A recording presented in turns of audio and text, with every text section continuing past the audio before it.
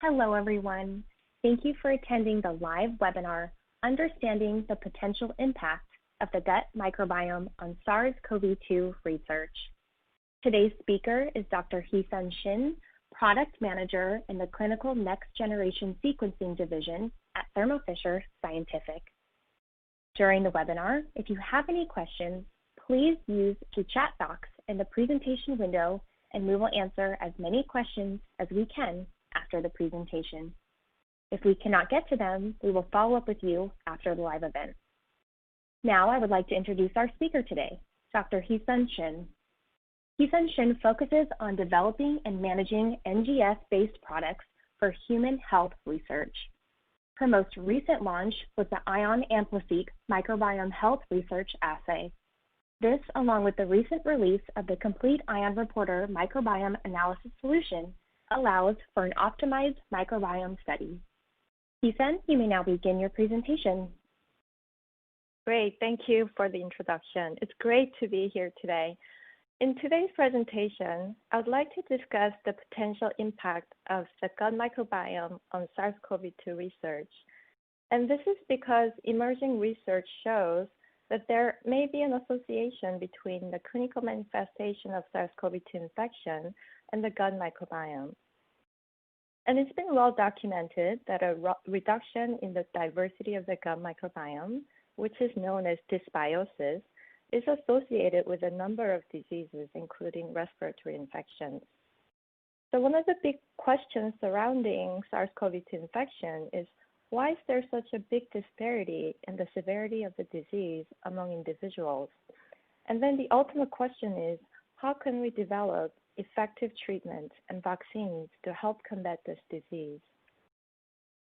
So as SARS-CoV-2 continues to impact billions of lives across the globe, exploring a potential association between SARS-CoV-2 and the gut microbiome is an important consideration, which may lead to the development of more effective intervention strategies in the future. So with that said, I'll move on to the agenda for today's presentation, which will be in 3 parts. So in the first part, I'll give a little background on the gut microbiome and how imbalances in the system can have a significant consequences for a number of diseases, including infectious disease. And in the second part, I'll introduce potential implications for the gut microbiome in the context of SARS-CoV-2 infection.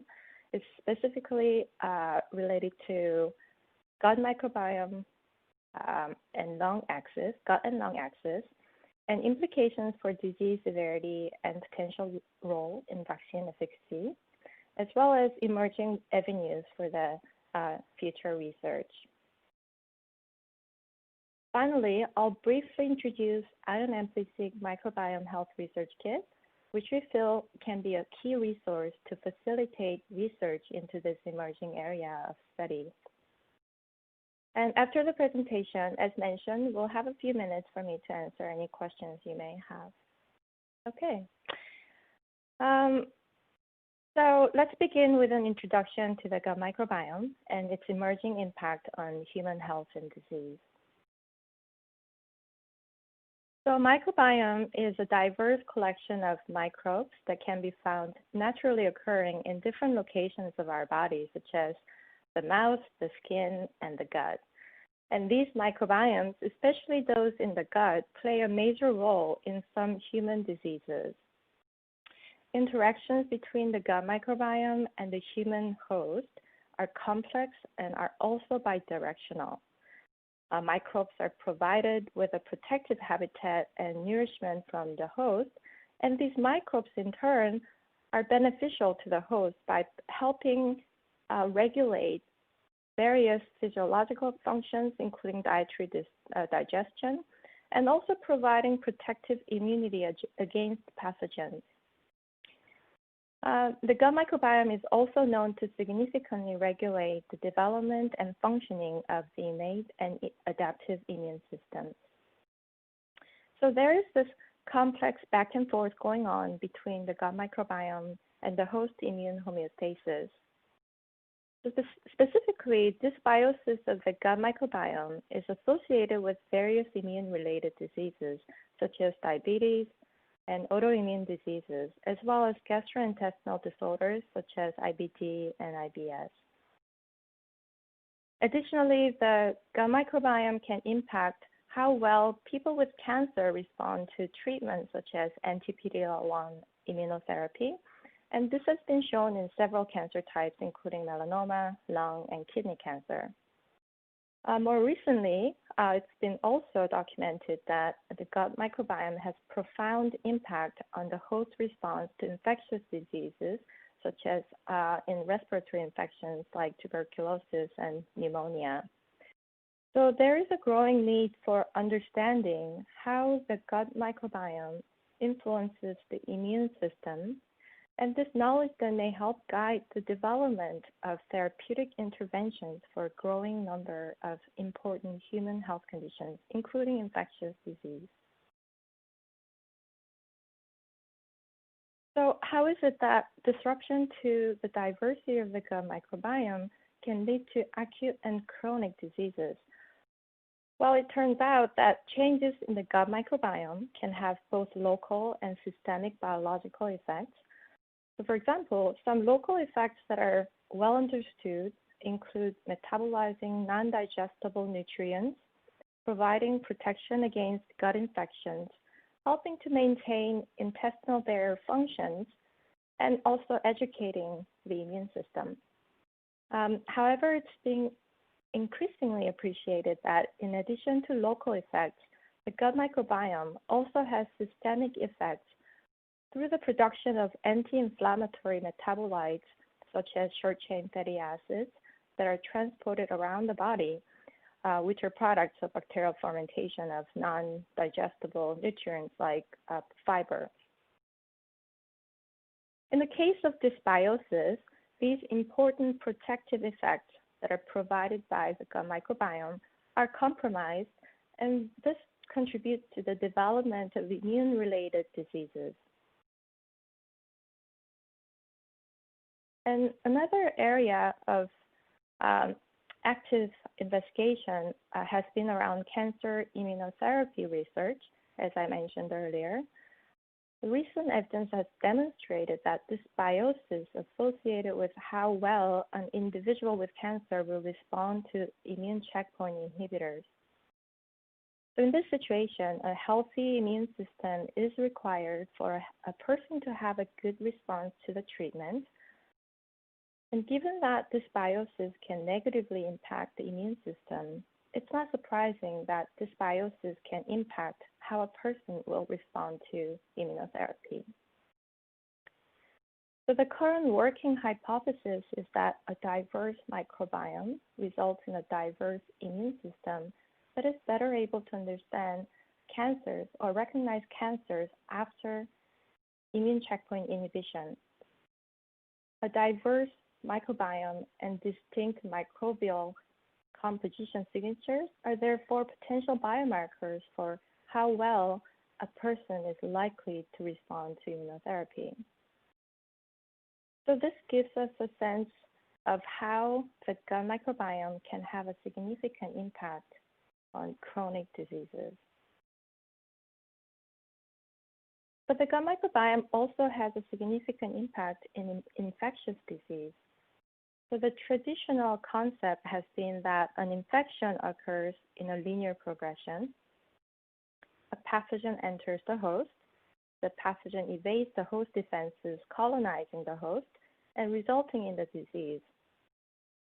So the research has been mostly focused on understanding the mechanisms by which a pathogen can overcome host defenses and establish infection.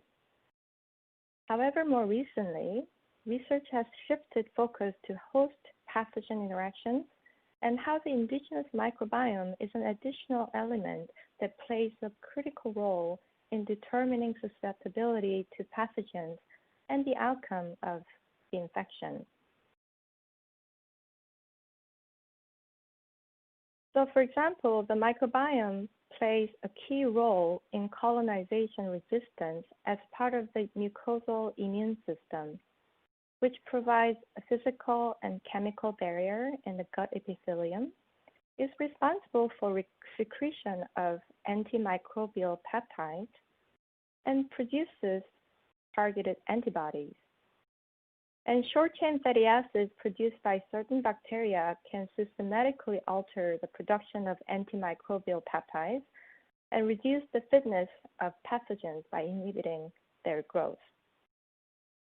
Alternatively, changes to the gut microbiome can result in host immune changes, leading to chronic low-grade inflammation, which can result in a greater risk for infection.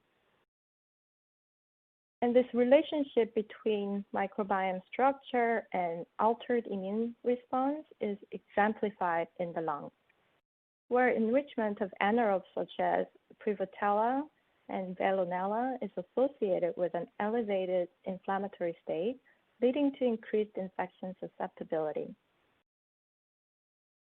So it's becoming clear that infectious diseases should not be considered a singular microorganism problem. And as research shifts to investigating the complex dynamics between microbial communities and the host immune system, we'll gain a better understanding of how infectious diseases can be prevented and how therapeutic approaches can potentially be adapted or developed. Okay, so that gives a brief overview of how the gut microbiome is known to impact human health and disease. So now let's consider how this may relate to SARS-CoV-2 research. So we have discussed that the ecosystem of the gut microbiome can both regulate and be regulated by invading pathogens, including viruses, facilitating an effective immune response. Therefore, the question arises around whether the interaction between the gut microbiome and SARS-CoV-2 may play a role in the intensity of the infection and clinical outcomes. So over the next few slides, I'd like to review 3 potential areas where the gut microbiome may have an impact on SARS-CoV-2 research, namely gut-lung axis, the gut microbiome and its association with disease severity, and SARS-CoV-2 vaccine development research. So starting with the gut-lung axis, recent research has revealed that there is a vital crosstalk between the gut microbiome and the lungs known as the gut-lung axis. The gut-lung axis allows for the passage of molecules such as endotoxins, microbial metabolites, cytokines, and hormones through the bloodstream, connecting the 2 distant organs. So for example, alterations in microbial species of the gut and the metabolites that they produce have been linked to the development of lung-related diseases such as asthma and COPD, as well as infectious diseases. So for example, in people with tuberculosis, significant shifts in the relative abundance of short-chain fatty acid producing bacteria like Roseveria, Faecalitarium, and Eubacterium have been observed. Additionally, specific microbial composition changes have been linked to influenza virus infections, and a protective role for the gut microbiome during pneumonia has also been demonstrated.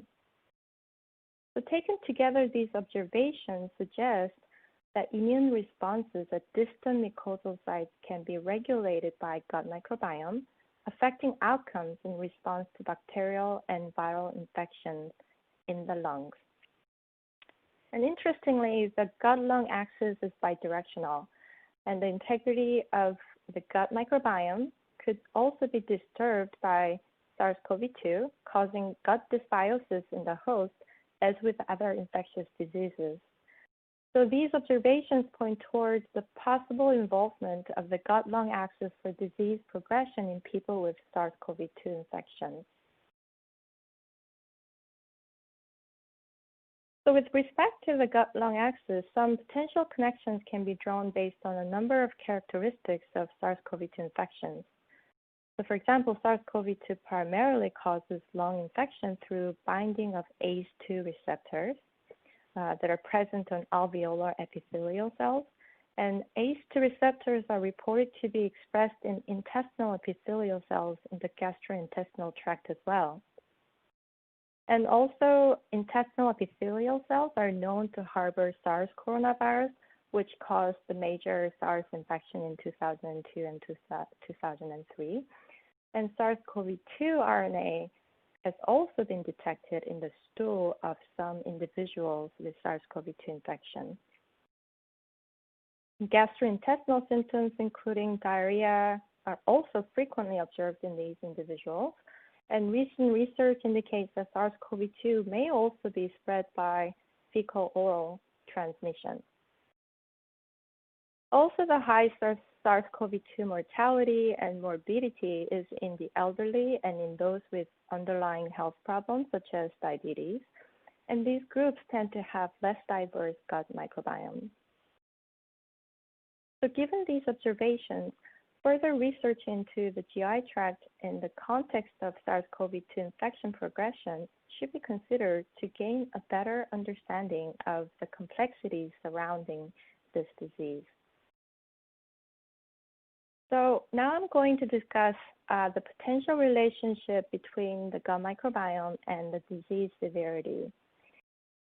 So during the initial SARS-CoV-2 outbreak in China, early research coming out of the first affiliated hospital indicated that bacteria in the gut may have a significant impact on the range and the severity of symptoms associated with SARS-CoV-2 infection. So after profiling the gut microbiome of the SARS-CoV-2 infected individuals, these researchers found that many of those with more severe disease exhibited gut microbiome dysbiosis. So specifically, there was a decrease in probiotic organisms, including lactobacillus and bifidobacterium, and both of these probiotics are known to have anti-inflammatory properties. And furthermore, these researchers suggest that the use of probiotics may even play a role in control of possible secondary infections and proliferation of pathogenic microorganisms.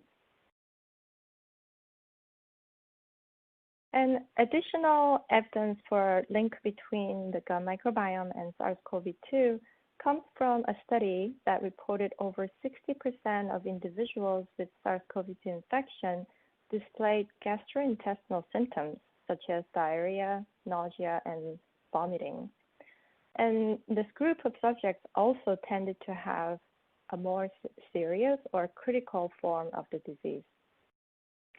Based on an analysis of the data, the authors went on to describe 20 proteins associated with disease severity, including immune factors known to be elevated during systemic inflammation.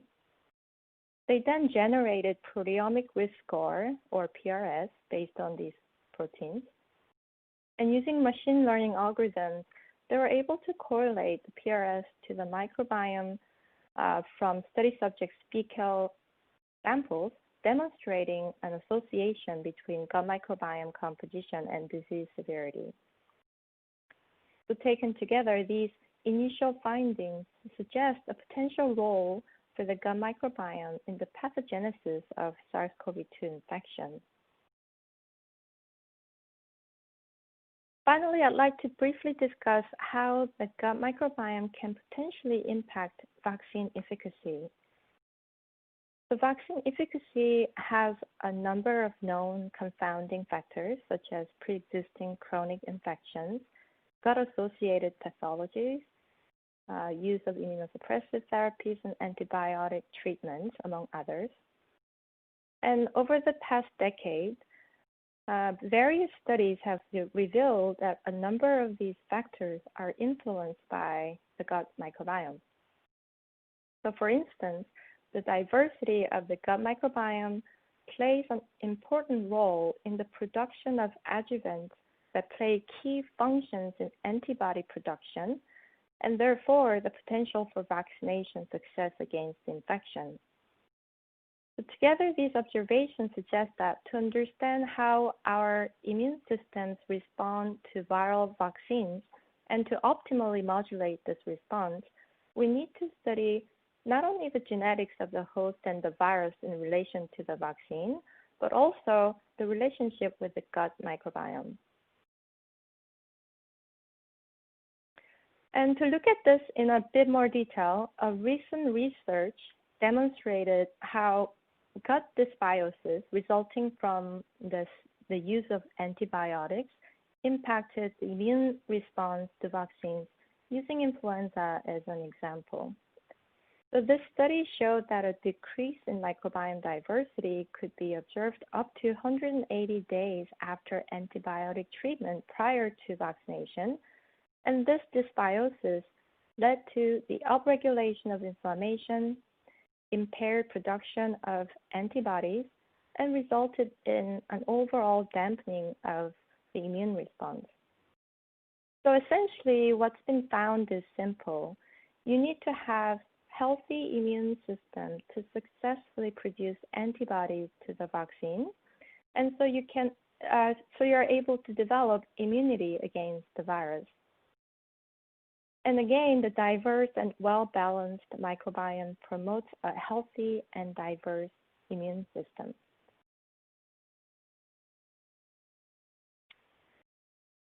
Okay, so to sum up, more research is certainly needed to get a better understanding of the association between SARS-CoV-2 infection and the gut microbiome, and the potential implications of this for optimizing therapeutic approaches for the disease. As we're all aware, there is an urgent need for effective treatments based on antivirals and vaccines. And so it's important to explore any potential intervention strategies that may exist. And one approach would be by studying the gut microbiome profile of individuals and developing effective dietary or clinical interventions to improve gut dysbiosis and thereby potentially improving overall immune response in such subjects. The prebiotics or probiotics have been shown to be effective in some studies to regulate dysbiosis.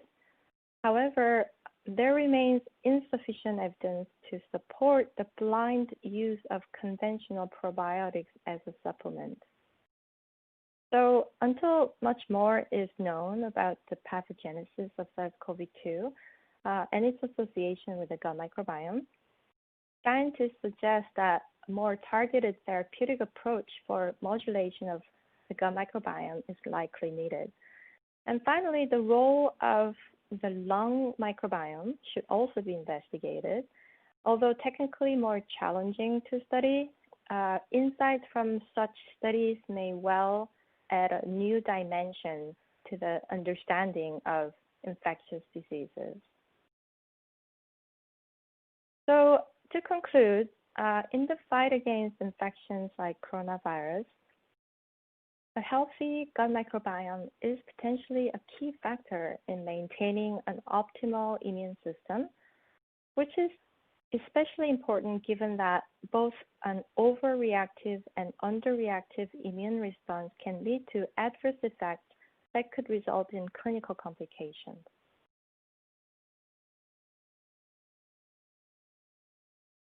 So earlier this year, we launched our new Ion Amplific Microbiome Health Research Kit. We worked with our key research collaborators to develop our commensal gut bacterial species panel that are associated with immune-related disorders. As an example, I want to briefly show you a pilot study with one of the researchers to demonstrate how we can study gut microbiome as it relates to disease such as SARS-CoV-2 infection.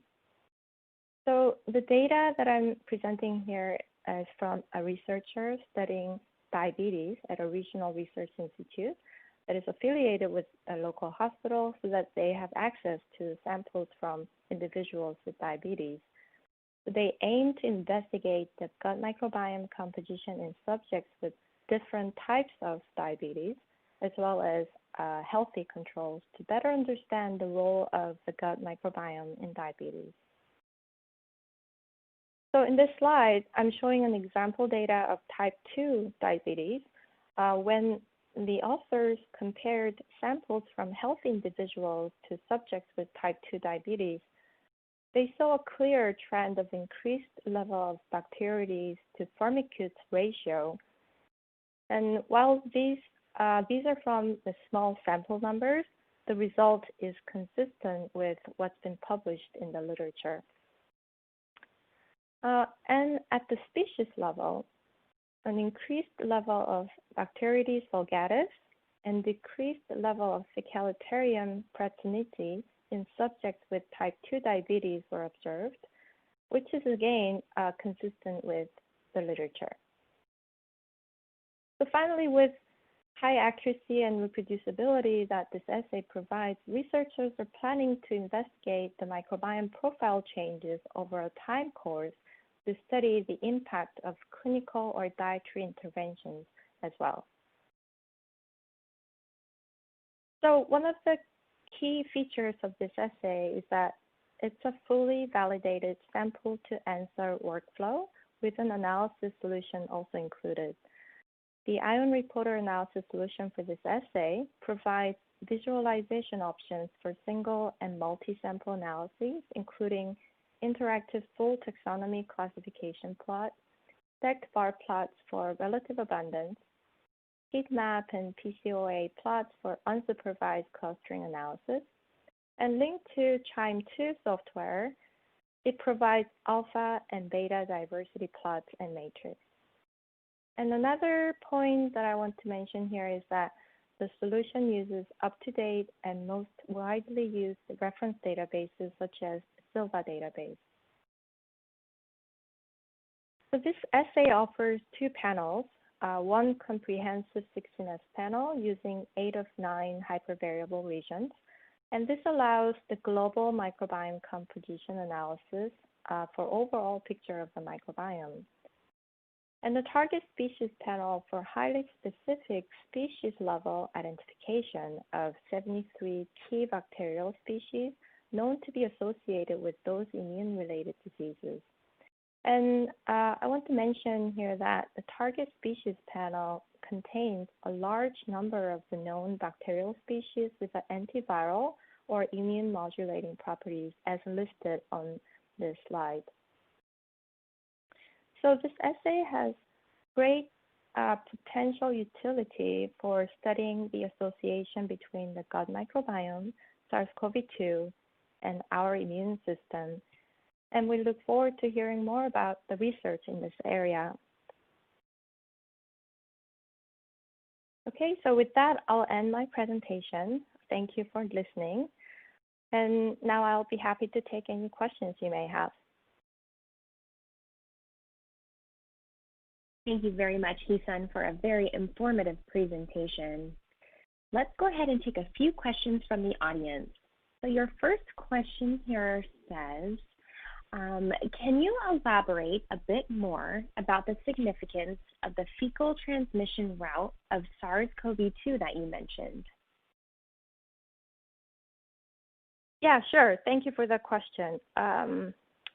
So in addition to transmission via droplets and close contact that we are aware, fecal oral transmission has also been shown to be important in some cases.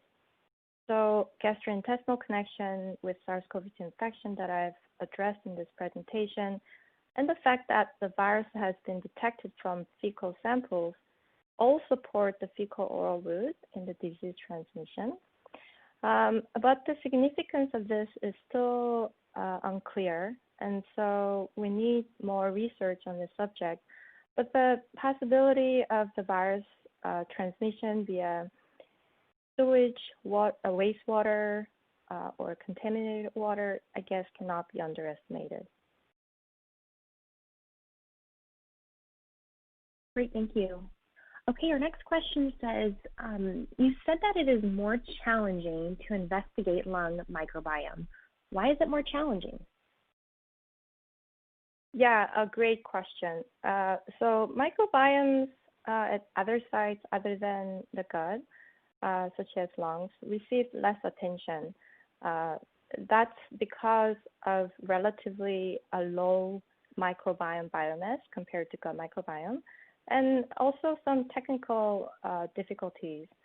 So the studies demonstrating the presence of microorganisms in the lung changed the conventional belief that lungs are sterile, but still the progress on the lung-specific microbiome has been slow, and that's mostly due to various sampling challenges. So, for example, the respiratory tract is anatomically much more complex than the GI tract, and the microbial flow in the lungs can also be bidirectional with airflow, while it's one directional flow for gut microbiome. And obtaining fecal samples is easy and non-invasive, but sampling lungs for microbial assessment is prone to contamination, and it's difficult because of its complicated structure, and the proper sampling technique can be quite invasive. And also with limited nutrition compared to the gut, there is higher turnover rate and fewer microbiota in the lung, as I've mentioned as well. So it's challenging. However, I think it's still a very valuable area of research, as I addressed in the presentation. Thank you, Hee-sun. We have time for just a couple more questions. Now let's go with this one. Is there a connection between the severity of COVID-19? Do you see the microbiome being more central to stratification of people who are at high risk? Yeah, it's a very good point. Yes, I think it would be possible, and it is in fact actively being investigated. So it's also been shown in cancer, for example. The researchers are finding microbial signatures associated with specific cancers, and also response to therapies like anti-PD-L1 immunotherapy that I mentioned earlier. So understandably, there is interest in developing a stool-based diagnostic for risk of mortality from SARS-CoV-2 infection, and also immune-supporting microbiome therapeutics. Great question. Thank you.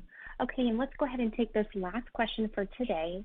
There are reports that antibodies will only last for a couple of months in those infected by SARS-CoV-2.